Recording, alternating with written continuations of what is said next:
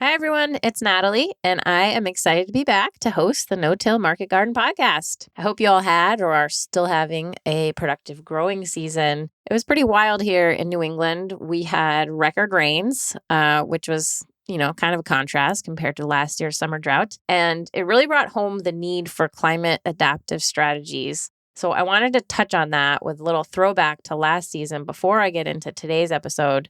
You may remember when I talked with Ryan Fitzbochamp from Evening Song Farm in Vermont.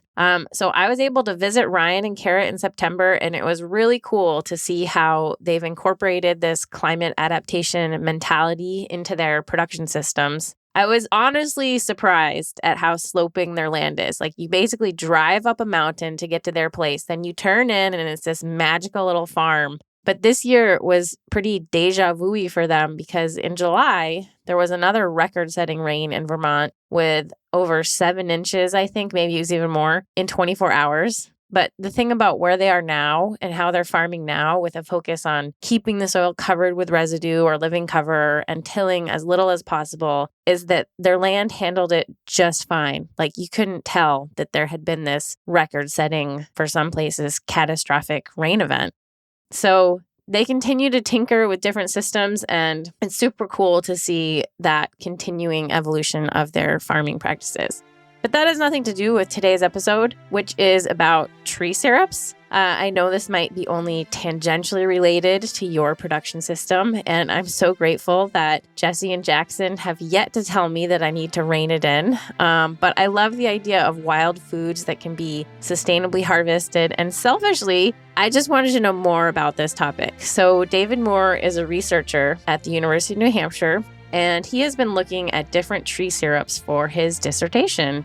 Because I'm a huge maple syrup fan, I did force him to talk about maple syrup for a while, and then we get into some of the other trees he's been tapping.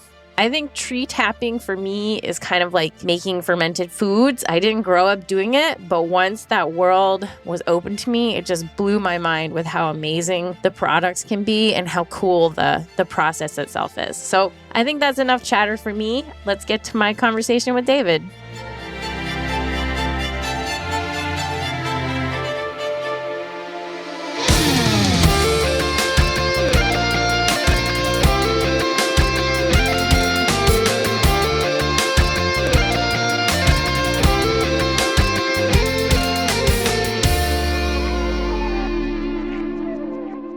Today's episode is brought to you by Rimmel Greenhouses. Whether it's tomatoes to market, flowers in the spring, or your family's harvest, growing in a greenhouse protected from the weather provides the right environment that you need for a harvest that you can count on. Rimmel Greenhouses are designed for durability and offer the quality that you need to grow productively year-round. Visit rimmelgreenhouses.com to get a quote today.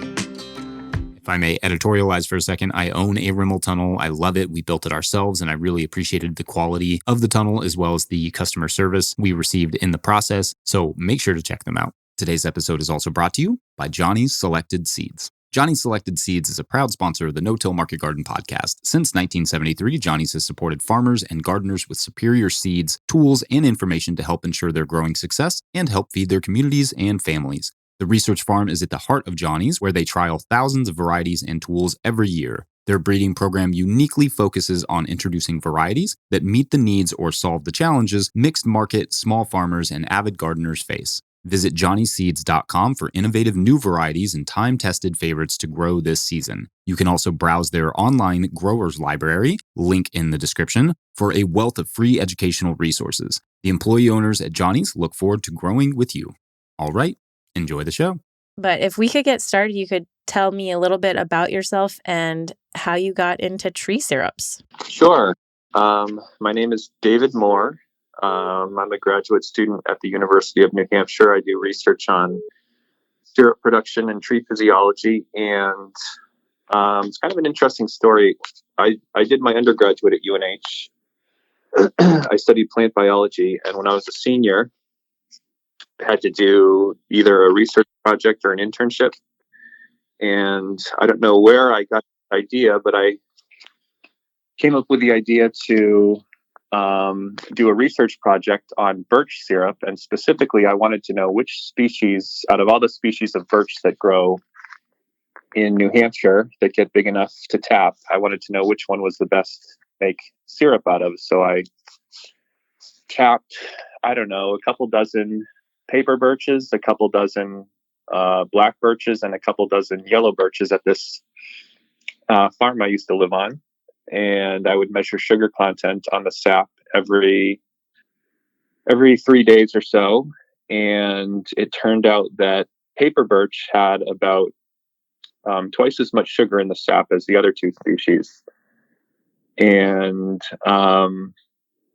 so that was pretty cool. And I also made some syrup that year, and I was thinking to myself, wow, this is pretty cool. I just figured out how to do this. At the time, I was working a lot of seasonal jobs, farm jobs and landscaping jobs and whatnot. So sugaring season is in the late winter, so it didn't really interfere with that. And I thought it'd be pretty cool to try to start a little business. And so I sold birch syrup for about 6 or 7 years. And for one or two of the years, I also sold sycamore syrup. I was always really fascinated by what other types of trees you could tap for syrup, because they all have different flavors.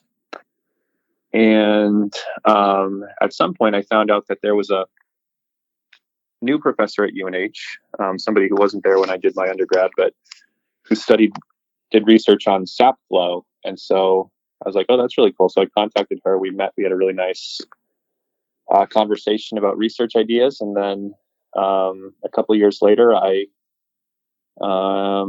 took a job as a graduate student in her lab. So that's very cool. You sound like the type of student that every professor would like to have.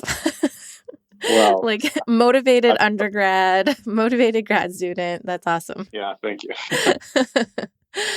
So did you ever, like growing up, did you ever tap maple trees, or where did this idea for tapping trees come from? Yeah, that's a good question. No, growing up, I never tapped any trees.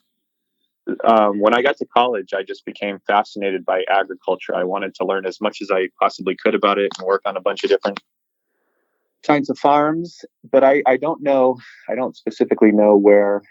I mean, I must have read about birch syrup somewhere and thought, oh, we have a lot of birch trees here. It would be cool to do it here. But I don't remember. Yeah. If you would be willing, I would love it. And this may be just mostly motivated because I am a huge maple syrup fan. But also I think, maple syrup is kind of the big tree syrup that most people know about. So if we could spend some time sort of talking about maple syrup, I would love that. So like what part of the country and world does maple syrup come from? What's kind of unique about these forests? And then is maple syrup just made from sugar maples? So the three things that are required for maple syrup production are, number one, maple trees. And really, you can tap anything in the genus Acer. I think the most popular is sugar maple because the sap is the sweetest, so there's less time and energy involved in processing it and removing water. But any maple, red maples are also very commonly used. It's a very common tree. So you need maple trees. The trees need to be in winter dormancy. And you also need freeze-thaw cycles, because it's those freeze-thaw cycles that really drive sap yield. They pressurize the sap in the tree, and it comes right out. So, sugar maple is found primarily in northeastern United States, out as far as about the Midwest, down as far as maybe Virginia, North Carolina-ish, and also southern up to like southern Quebec and southern Ontario. So, however, that's just sugar maple. I've heard of people out on the West Coast, I think Washington, Oregon region, who have been experimenting with tapping big leaf maple, a species of maple that grows out there that doesn't grow here in New England, New Hampshire, where I am. And I also know of a team of researchers in New Zealand who planted a little sugar maple plantation and are trying to start a maple industry down there. So anywhere there's maples, again, anything in the genus Acer, and then you just need winter dormancy and freeze thaw cycles. And so it just so happens that on Friday you were sharing some of your syrups, and I went with my daughter to try some, and I was kind of blown away. You had made some syrup out of Norway maples, and I don't know a whole lot about maples. I mean, we do tap our sugar maples here, but I always thought of Norway maples as, oh, there's bad invasive species, and I guess I was like never thought, oh, we could tap them, and it was delicious. Yeah, this was the first year I made Norway maple sap. One of my lab mates is doing a project on a bunch of different maple trees, and so he gave me a bunch of sap, and I boiled it down, and it was really good. Yeah, it's funny because it is invasive. And the other funny thing about it is, when you pick a leaf off a Norway maple, it bleeds this milky sap. And so you think to yourself, wow, could you really use this for sugaring, for maple syrup production? But you can. And yeah, it's funny, since it's invasive, it's like, you don't necessarily want to encourage it. But at the same time, if you can tap it, those little wounds will maybe reduce its growth a little bit. So there's that too. Yeah. So what is the process to make maple syrup? I know this is, changed quite a bit in the last few decades. But what is the process? Yeah. So, really, generally speaking, you make a wound in the sapwood, in functional sapwood, during the winter when there's freezing and thawing going on. And then that freezing and thawing pressurizes the sap in the tree, and it comes out, and you harvest it, and you just have to remove the water until you've removed, most of the water, and it starts to get really concentrated and thicken up, and you're left with mostly sugar behind. And so, let's see, these days we use these little round cylindrical taps. You drill a hole into a tree, and you lightly tap with a hammer a little hollow tap to allow the sap to come out. And then you can harvest that in a bucket, or you can use tubing to connect a lot of different trees and run all the tubes into a big tank. A lot of the bigger producers, almost all the bigger producers, I think now use vacuum pumps to harvest even more sap. And can I interrupt you for a second? Yep. Does that affect the health of the tree? Yeah. So I think that the two papers that I've read about that have basically said that tapped trees grow more slowly than untapped trees. Their radial growth rates are a little bit less than untapped trees.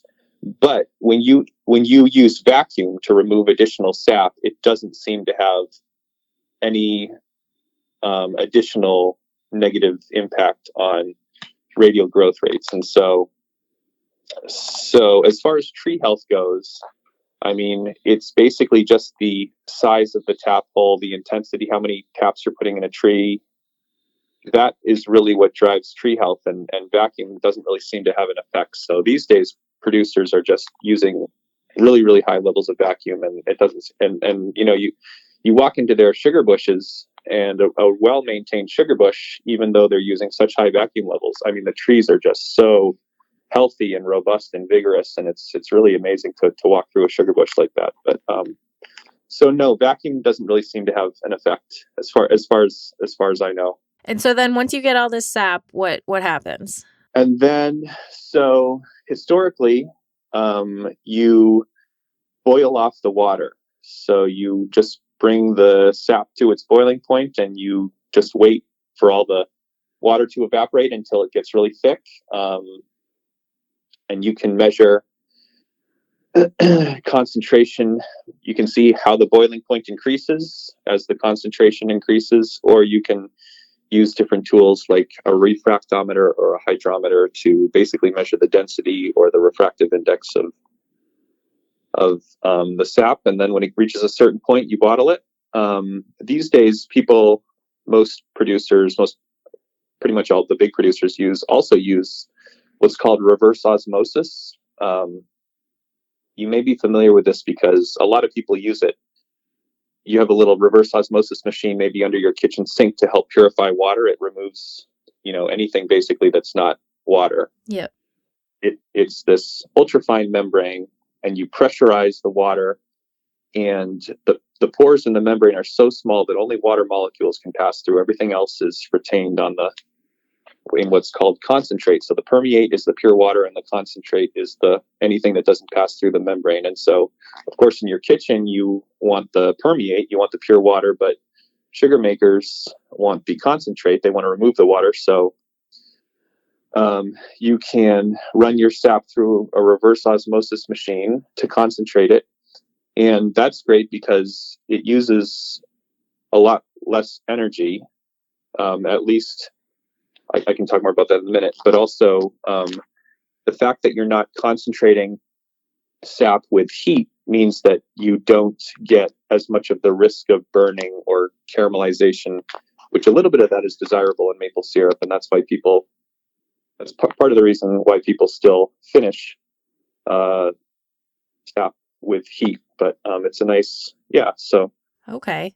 It's funny when for the podcast last season, I interviewed somebody who's based out of Vermont, and they are looking at using human urine as a fertilizer, but they're talking about how to concentrate it, basically how to get the water out. And one of the ways was reverse osmosis, RO, and then the other way was like freezing it and pulling some of the ice out. And I was like, oh, that's very Vermont. That's very mapley.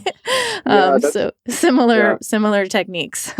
Yeah, that's so funny. Yeah, that's interesting because when ice freezes and crystallizes, often it captures a lot of the whatever is dissolved in it inside of that crystalline structure. So, if you have a big ice chunk on your sap tank, you could take it out and it's going to be mostly water, but you will lose a little bit of sugar, probably not as much sugar as is left in the tank, still in the liquid phase. But yeah.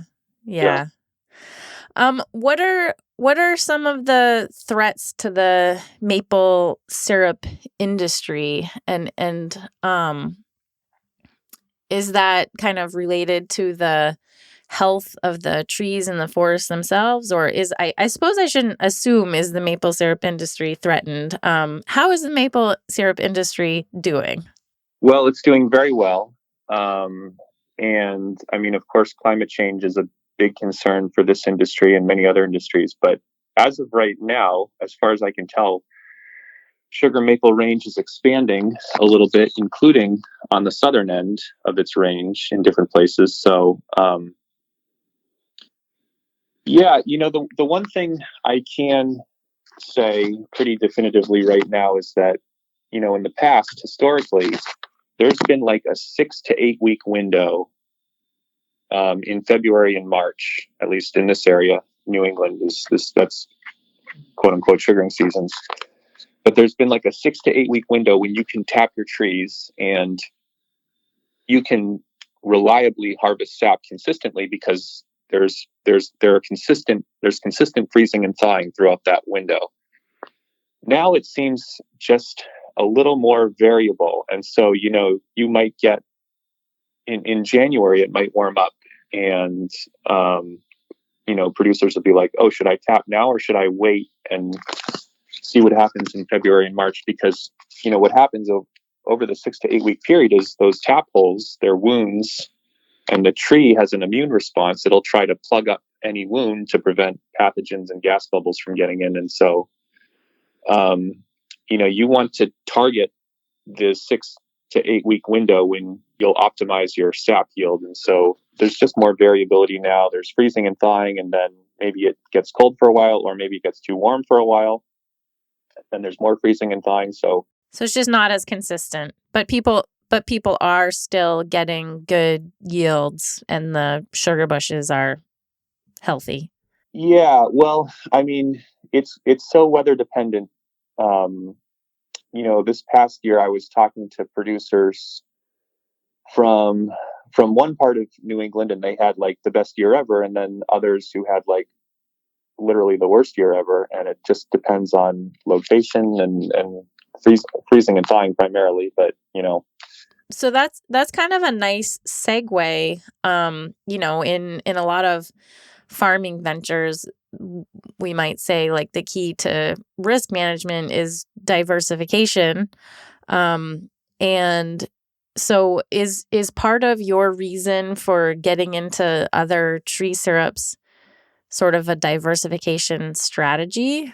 Yeah, it is. I mean, I don't foresee anything overtaking maple, but I mean, certainly it's nice if you have a poor maple year. It's probably not also going to be a poor birch year or something like that, because the conditions that drive the sap yields from those two different species are very different. So, so there's diversification of like income for farmers. There's potentially diversification of ecosystems like within the sugar bush, although not these different types of syrup producing trees don't always grow in the same place, so that's not always true. And then of course I know chefs and consumers are really excited about it because there's all these new flavors, so there's a diversification potential for just like culinary stuff too, which is kind of neat. Yeah.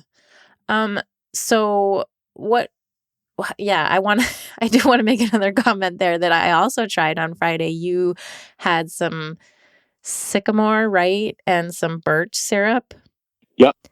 And it was so different and so interesting. My 4-year-old didn't like it as much, or no, she didn't like it at all. I'll be honest. It's an adult flavor, I think. But really, really delicious. So I want to talk more about the flavor, and then I also want to talk about, what are these different kind of forest ecosystems where these other trees are, and what are the trees that you've tried tapping? Yeah, well, that's a good place to start. What are the other trees? So of course there's maples, which are far and away number one in the sugaring industry. And then the second most important type of tree are birches. In Alaska and parts of Canada, it's birch sugaring is actually a really, really important industry. And there are single operations up there who tap tens of thousands or hundreds of thousands of trees. So it's funny that we really don't hear about it too much down here. But and then I would say after that, I know there are a couple walnut syrup producers. So maybe walnut is number 3. The world's biggest walnut syrup producer is in, I think, Virginia, maybe West Virginia, but I think Virginia. And they tap about 1,000, maybe 2,000 trees. And then I know of one gentleman from upstate New York who sells beech syrup. As I mentioned earlier, when I was selling syrup, I sold sycamore syrup.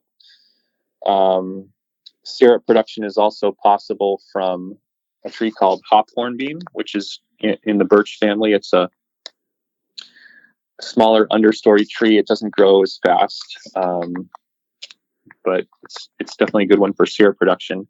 Basswood. My friend Mike Farrell, actually Mike is the gentleman I was talking about who makes beech syrup. He's done a lot of work on these different types of syrup producing species too, and he's told me that the best syrup he's ever tasted is from this tree called yellowwood, which is in the pea or bean family, but the Latin name is Cladrastris, I think. So, but yeah, I've also tried tapping a lot of different trees unsuccessfully that I've never been able to harvest sap from. For example, hickories and poplars, ashes, and in my mind, I'm always, if I'm unsuccessful, it could be because the tree just doesn't yield any sap, or it could be because I just haven't figured out how to harvest it yet. So it's kind of like a puzzle for me. And are there, of all these saps and syrups, obviously the sugars in them and the other compounds are what give them these very different flavor profiles. And are there any compounds that are actually not healthy? Yes. Well, let me first say something about just the flavor profiles and the processing techniques and how these when you harvest raw sap from a tree, it's mostly water, but it contains sugar, it contains phenolic compounds like plant defense compounds, all these different things. And as you concentrate it, as you continue to remove water, concentrate it into syrup, you keep removing water, so there's less water around. And at certain points, there's just not enough water around to dissolve everything that was originally in the sap. And so the stuff that's the least soluble starts to come out of solution, either like it forms a little cake on the bottom of the pan or a film on the surface, or it just volatilizes if it's volatile. So you lose a lot of the stuff that's in sap, and eventually you're just left with the most soluble stuff, which is usually just sugar, but a lot of other interesting flavors too. The other thing I wanted to mention is that the processing technique that you use also really influences the flavor a lot. If you're using only heat, propane or wood-fired evaporator to concentrate sap, you'll often end up with more of a caramelized flavor, potentially more of a burnt flavor, depending on the type of sap and the temperature that you use. Versus if you use reverse osmosis, you usually end up with a little bit less of that caramelized, maybe burnt flavor, and you're able to taste actually more of what's actually come out of the tree. But to address your question about poisonous stuff, I mean, that's one of the things I'm really interested in is what's in the sap and the syrup. Is there anything that's what's healthy about it? What's potentially medicinal about it? What's potentially poisonous about it? So I don't know too much about that quite yet, although I do know that willow bark was the precursor to aspirin because it has salicylic acid in it. And so I'm not sure how much of that ends up in the sap, or if any at all. And willow wasn't one of the trees you mentioned as being tapped, right? I've never tapped it before. I've monitored it with sensors before to get a sense of what's going on, and maybe I'll tap it someday. But yeah, I guess more generally, plants in their sapwood and in their inner bark, they have plant defense compounds, which are meant to ward off pathogens and pests. And so I think those are the things that we would have to at least keep an eye on if we're going to be making edible syrup. Although, as I did mention, when you concentrate the sap into syrup, you often lose a lot of the insoluble stuff. So even if it's in the sap, there's a chance it might not end up in the syrup. Yeah. And what are some of, so still kind of an open question, but in all likelihood, no one's ever going to be consuming these other syrups in very large quantities, unlike maple syrup, which we consume at least in my household, we consume at very large quantities. But what about some of the sort of healthy compounds that exist in these, even if it's just like, minerals and what makes tree saps kind of better or different than just straight up sugar? Yeah, well, this is something I don't know too much about, but what I can tell you is that, for example, maple syrup contains a lot of phenolic compounds, which are known to be antioxidants. So there's that going on. And I guess the one other interesting thing I can share right now is that maple syrup is almost completely, probably 98 or 99% sucrose, which is a disaccharide. Every single other type of sap that I've harvested in syrup that I've made has almost no sucrose in it. It's almost all glucose and fructose, which are monosaccharides. So I know almost nothing about nutrition, but I think as far as like the glycemic index goes, I think a lot of people might prefer to consume those types of sugars instead. But interesting. Yeah.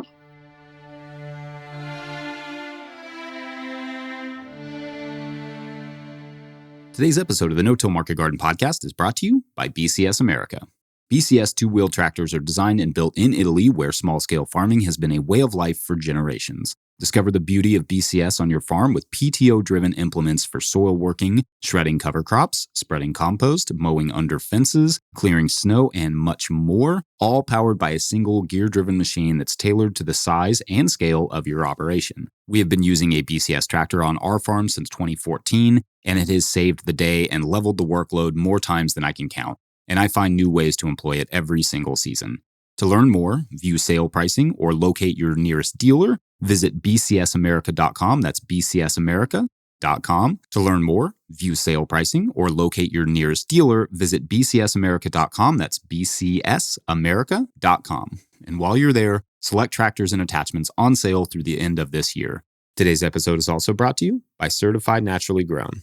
Hey, sustainability nerds, if you run your farm with a high value on soil health, input reduction, and environmental impact, chances are you've thought about certification. Certified Naturally Grown is a farmer-to-farmer certification that demonstrates your commitment to ecological methods while keeping costs low and paperwork to a minimum, meaning you have more time to do the work you really love. This peer review model supports regional knowledge exchange and strengthens local farming networks. See why hundreds of farmers are choosing CNG. Find out more and apply at naturallygrown.org. That's naturallygrown.org. All right, back to the show. So there's so many interesting parts of this. We kind of skipped over this question of what are the different ecosystems where these trees occur. And it was interesting to hear you say that the range for sugar maple is actually expanding. That was surprising to me. But where do these different species occur and co-occur? So I'll at least start off speaking about New England or New Hampshire, where I specifically live. Species that co-occur, maples and beeches. American beech it's very, very common in this region.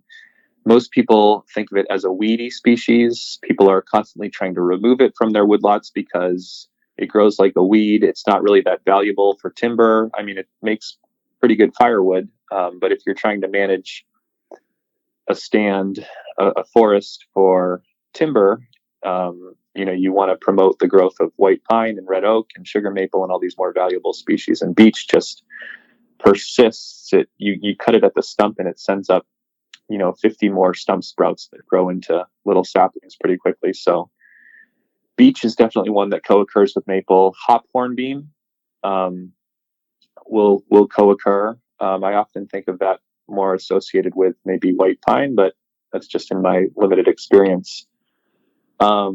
Some species of birch, like particularly black birch, will grow in the same type of forest that sugar maple will grow. It's a more shade tolerant species versus something like a paper birch, which is early successional shade intolerant. And so you usually don't see that growing in the same type of mature forest that you see a sugar maple in, but not always. So there's early versus late successional forests, and paper birch is on the early side, and sugar maple, I would say basswood, hop hornbeam, other species of birch, black and yellow birch, beech are more likely to be found in a later successional, more with a developed canopy forest. Then there's species like sycamore, which are just totally different. They grow, at least the native sycamore. There's an ornamental one that people will plant along roads and stuff, but the native sycamore grows specifically only in floodplains. So you only see it right on the edge of rivers. So that grows in just a totally different type of area that wouldn't really co-occur with maples, unless, well, I should say red and silver maples are also found in floodplains, but just not sugar maples. Walnuts are sort of, I guess, as you get into southern New England, they're more of a common thing and almost more of a weedy thing that grows along the side of roads. You do see them up here sometimes too. So yeah, I mean, some of these species co-occur and others just don't, you know? Yeah, and sycamores, I often think of those as being like more common farther south too. Yes. Yeah. Right where I am is basically the northern end of the sycamore range. But when you get into Massachusetts and Connecticut, I mean, they're very, very, very common along rivers. You see them a lot. Yeah. And what is the sort of sap to syrup ratio of these different species? Yeah, great question. Um, so sugar maples are known to be it takes about 35 to 40 gallons of sap to make 1 gallon of syrup. Red maples are just a little bit more than that. Let's see. I'm gonna speak specifically about my season last year in 2022. For sycamores, the sap to syrup ratio was roughly 130 to 1. For beeches, it was roughly 160 to 1. For paper birches, it was over 100 to 1, maybe 120 to 1 or 150 to 1, somewhere in there. For the other species of birch, black birch and yellow birch, which are twice as dilute as paper birch, those would be over 200 to 1. Hop hornbeam, I would say, is even though it yields sap, a surprising amount of sap for how small it is and how slow it grows. It's very, very dilute. I would say that might be the highest sap to syrup ratio out of all of them. Not sure if I can really put a number on that right now, but yeah. So roughly, those are the numbers I would throw out on those. And who were the people buying your syrups, and what were they typically doing with them? That's a good question.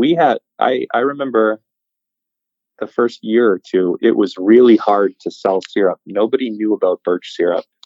Of course, nobody knew about me either. And spend a lot of time going around to different farmers markets and doing taste tests, just giving out free samples. I spent a lot of time meeting with chefs and like trying to introduce them to my product. And then at some point we had like a big media year, like New Hampshire Chronicle did a piece on us.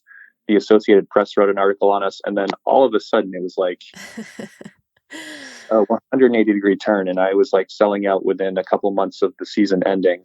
Yeah, that's a pretty interesting story about how, sometimes it's just a matter of people not knowing. Yeah, and it's kind of cool because I'm going to refer again to my friend Mike. From the name of his business is New Leaf Tree Syrups. He's in upstate New York, and he's somebody who's done a lot of work in this same field, and I look up to him a lot. And anyway, he makes the point that these different types of syrups don't really compete with maple in the market because, it's people who are excited about pure maple syrup who say, oh, you can also make syrup out of these other trees. Oh, we want to try it. So it's almost more of a complementary thing. Yeah, definitely. Do you see the tree syrups as sort of a food product that's coming from these natural but managed forests, or do you see them potentially as part of an agroforestry system? Yeah, that's a great question. So right now, forests are managed for particular species. Like, so sugar maple, for example, you typically find it on a more enriched soil, which is a little bit higher, more alkaline pH, calcium-rich soil with a lot of organic matter.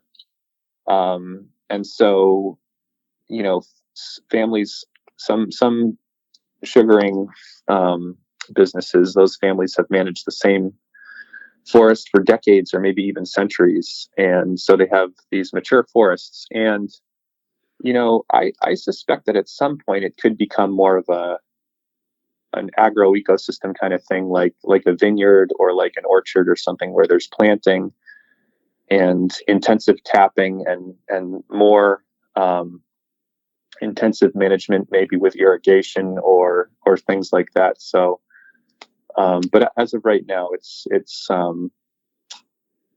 with the exception of the folks in New Zealand I mentioned earlier who have a plantation. It's pretty much all just wild stuff that's been managed for certain species. And then for those people who'd like to try making tree syrups on their own, is it a big investment? What kind of equipment are you looking at? Yeah, well, I think it's always good to start small and just tap 5 or 10 trees and see how it goes, and then build your way up. So you would need, obviously, a sap collection system, tubing or buckets or tanks, and then a way to boil the sap down, either a little pot, a 10-gallon pot on a propane burner, or a homemade evaporator. I've seen some that are just like restaurant steam pans on cinder blocks with a little fire built underneath, or like a 55-gallon drum that's been cut a little bit and welded to have a pan sit on top when you turn it sideways, and then of course buy an evaporator that'll be really nice, that has all float valves and all the different bells and whistles. But yeah, I guess one thing I should mention is that making sap from these different species is often a little bit different from making maple syrup. I've talked with some maple producers who have told me that they tried to make birch syrup before and it tasted disgusting. And after probing a little bit more, I found out that either what they were doing is they were treating the birch sap like maple sap. So either what they would do is use galvanized or aluminum or copper equipment, and birch sap, if it comes into contact with different types of metals, it will dissolve those metals and impart a really, really, really bad, like unpalatably bad off flavor on the sap and the syrup. And so you have to stick with plastic and stainless steel, and glass is okay for bottling too. And that's true for birch, and I know that's also true for sycamore. I'm not sure how many other species that's true for. But the other thing is that some of these saps, and I think it's because of the fructose content in, for example, birch sap, it can burn, it can scorch really easily. So when you do boil it, especially if you're boiling it from start to finish and not using RO, reverse osmosis, you have to be very mindful of the temperature. Yeah. So maple is the entry level sap. Yeah, that's a good way to put it. Although, if you live in a place where there aren't maples and you want to tap other stuff, I wouldn't discourage you from doing that either too, Sure. So we've talked a lot about it's funny that you mentioned the media blitz at one point, because I think I must have heard stories too, and it was like, University of New Hampshire researchers are looking at these different tree saps. This was a few years ago, and that's how I first heard about it too. And so this has all been really kind of general, broad, but what is I know for your dissertation, you have to be doing some pretty detailed research. So, keeping it in like lay person terms, what is your research specifically?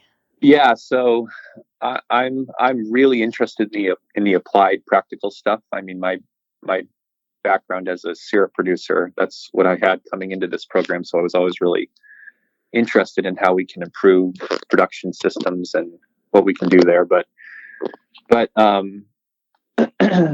I've been lucky to be here in this lab with my advisor, because I've been pushed a little bit to do more anatomy and physiology kind of projects. And so, one of the big questions I'm asking is, for all these different species, we know that freezing and thawing cycles drives sap production and sap yield in maples. But for all these other species, what are the environmental drivers of sap yield. And these are things that would be of interest to producers because they want to know when they should tap their trees, but also they're really super fascinating, tree physiology questions because when the tree is dormant, if a deciduous tree doesn't have any leaves, it's the winter,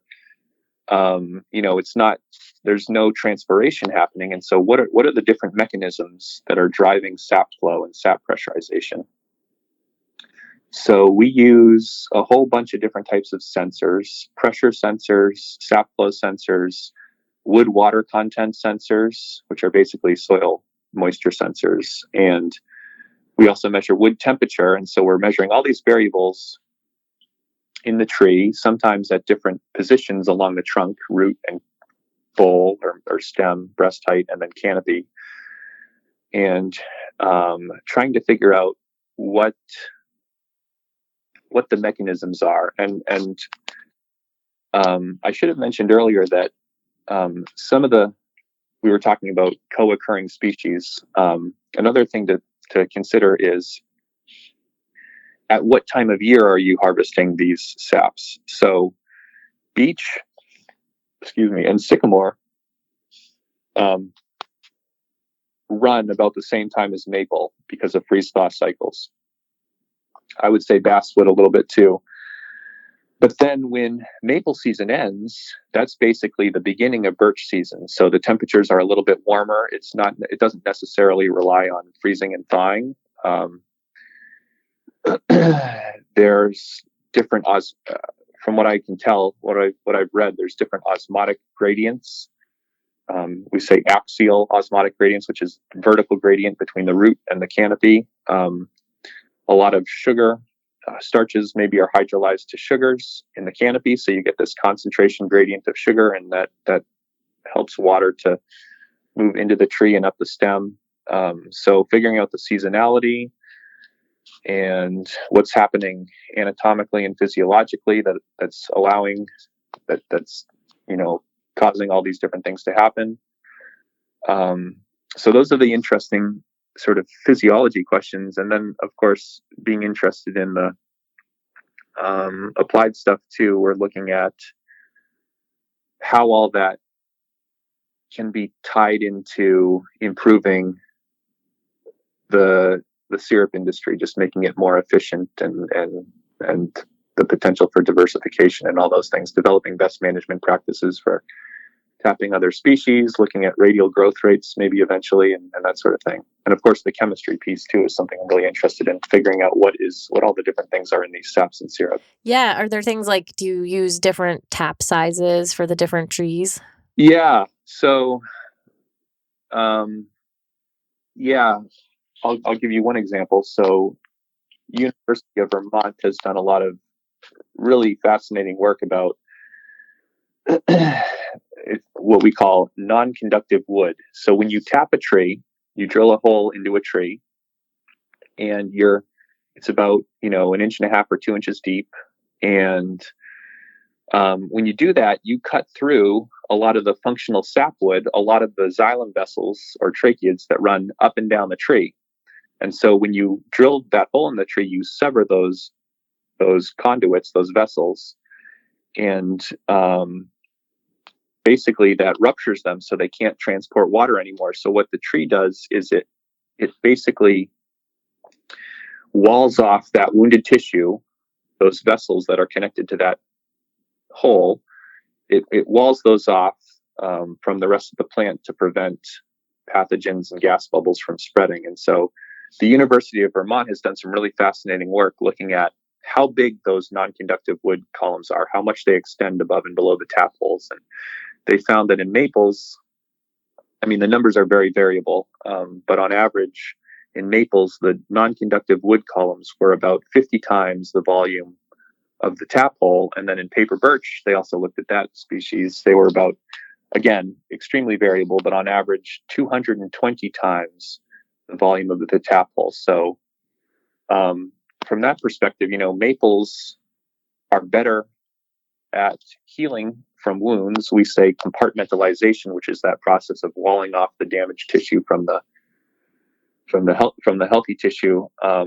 birches have a obviously a much poorer wound response. And so, the thought is maybe we should be a little more conservative, a little less intensive when we tap paper birches. And then, of course, I'm interested in expanding that work into other species. And one of the other things I'm interested in is looking at how tap hole shape and size, like tap hole width, tap hole depth, tap hole height, all these different variables affect non-conductive wood size, because maybe there's a more optimal tap hole shape that we're not considering. But yeah, that's interesting, because I'm sure people just kind of modified a maple tap for these other trees. Maybe there's another way. Yes, exactly. Yeah. I forgot to ask, is there a good resource out there for people who are interested in trying this? Yes. When I started making birch syrup, I bought this book called The Birch Syrup Production Manual, which was written by a Canadian birch syrup producer, and it was a great resource.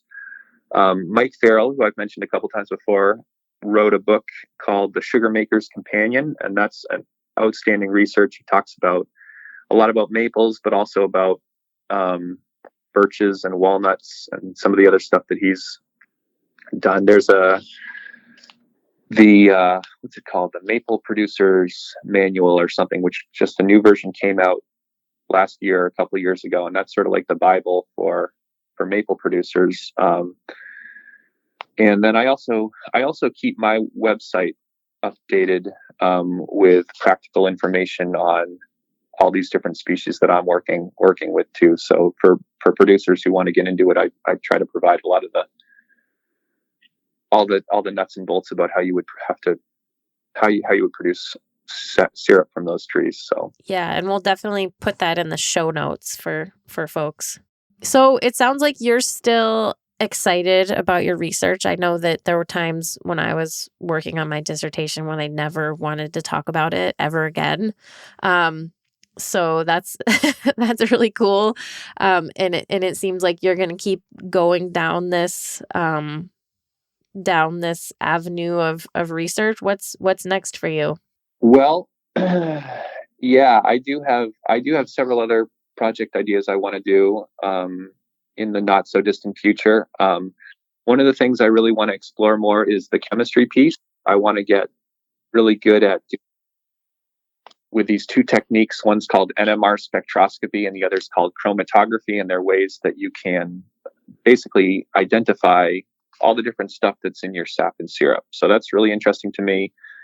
I could get more into that and do extractions and be really precise about how I do it. So that's exciting. The other thing that's really interesting to me is I want to continue these non-conductive wood studies. I want to replicate the work that UVM and that we've done on maples. I want to replicate in all these other species so we can see, with the goal of developing tapping guidelines, sustainable tapping guidelines for producers. And I'll just say one word about that.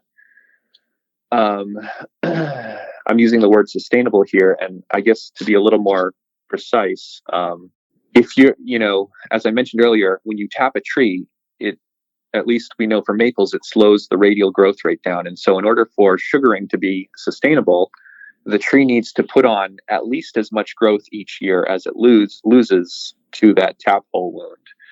And of course, you have to take into consideration also that a little bit of the sapwood every year transitions to heartwood, and there could be other wounding effects too. So, but you want the radial growth rates to exceed the amount of new tissue the tree adds each year to exceed the amount that's lost to heartwood, to tap hole wounds, to potentially other wounds. And so, all these different species grow at different rates. And so it'll be really important for developing sustainable tapping guidelines to measure all these different things in other species too. Yeah, I'm glad you brought that up. And I know that one of the things I don't want to get into organic versus not organic maple syrup too much, but I do know that one of the guidelines for the organic certification is the tree diameter, and there really is an emphasis on sustainability, at least in my understanding of that. Yep. And one of the things that the organic guidelines require is a certain size tap, which is a little smaller than it's a 5/16 inch diameter tap as opposed to a 7/16 inch diameter one. And, with vacuum these days, you're going to harvest a lot of sap, up to a point, regardless of how big that tap hole is. If you go too small, it'll really drop off. But yeah, so just working on sustainability guidelines for these different tree syrups. That sounds cool. All right, so one last question. If you could only have one tree syrup for the rest of your life, what would it be? Well, that is a great question. It's actually a totally contrived question. I just, it's stupid, but. If I had to choose one, can I qualify my answer? Yeah, of course. It would probably be sycamore. The first I would say probably 3 or so years I made sycamore syrup. It was this beautiful light brown, golden yellow color, and it tasted a lot like butterscotch or honey. And the past 2 years I've made it. I've used different trees from a different location, which could be the factor, but it's been darker. The taste has been a little bit almost saltier, just more of certainly fine for savory applications, but yeah, if I had to choose one, it would be the sycamore, that nice light butterscotchy flavor sycamore from my first few years. Nice. Yeah, I want to try more syrups because right now I'm solidly in the maple syrup camp just because of its versatility. But I can totally see how like that unique flavor profile of those other syrups is just, it's kind of otherworldly. Like, oh wow, I've never tasted anything like that. It's definitely interesting and cool. I liked the sycamore and the birch, although I would like to try the sycamore that you had, like you said, that I tried was very dark. So I'd like to try the other one on a different year. Yeah, I'll see if I can make some of that again this next year. Cool. Well, good luck in your research. I appreciate taking the time to talk with me, and I look forward to trying more syrups in the future. Yeah, thank you, Natalie. I really appreciate it. Thank you so much. All right, I'll see you around. Thanks, everyone, for listening, and thanks to the crew at the No-Till Market Garden podcast. And, of course, thanks to David for chatting with me about tree syrups. I'm really looking forward to another season of this podcast. Still kind of working on the lineup, but I think we've got great things in store. And we're also always open to suggestions. So if you have something you would really like to hear about or a person that you would really like me or someone else to interview, yeah, please send us a message.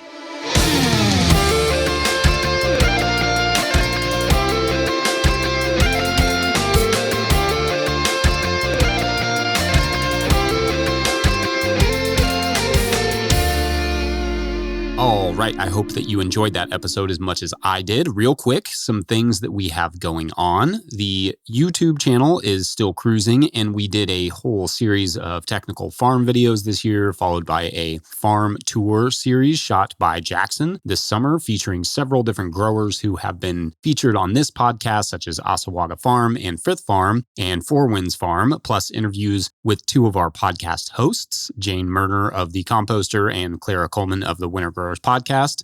So those were great. Go check those out. Also, here are a few places that you can find me this winter of 2023-2024 coming right up, like the Acres Eco Ag Conference just across the river from Cincinnati. I will be doing a full day session there for the Eco Ag U, which you can and should sign up for. I will also be there all week hanging out, so check that event out. It's super cool. There's also the 2024 Dallas Intercity Growers Symposium down in Texas. I will be there, as well as the Utah Food and Farm Conference at the Red Acre Center in Utah. That is as west as I will go this year, so make sure to get on board there. Of course, as always, I will be at the Organic Association of Kentucky Conference here like 15 minutes from where I am right now, and the Organic Grower School outside of Asheville, North Carolina. All the links for that in the show notes, and also linked in the show notes is our merch. Specifically, our hats are back in stock, so go snag one. Do that soon if you want it by the holidays. If you enjoy our work, you can support it by picking up a copy of the Living Soil Handbook or a hat or some merch at no-tillgrowers.com, or you can join the hundreds of donors who support us through patreon.com/no-tillgrowers. That is the absolute lifeblood of our work, and at a certain level, or if you just bump up from one level to another, you get a shout out on the show. So big shout outs this week to Abraham, Chris Yates, Closter Farm and Livestock Co., Sean at All About the Garden, and Stephen Smith. Huge shout out to everyone who supports us in whatever way that you can. You all are amazing. Otherwise, thanks for listening. We'll see you next week. Bye.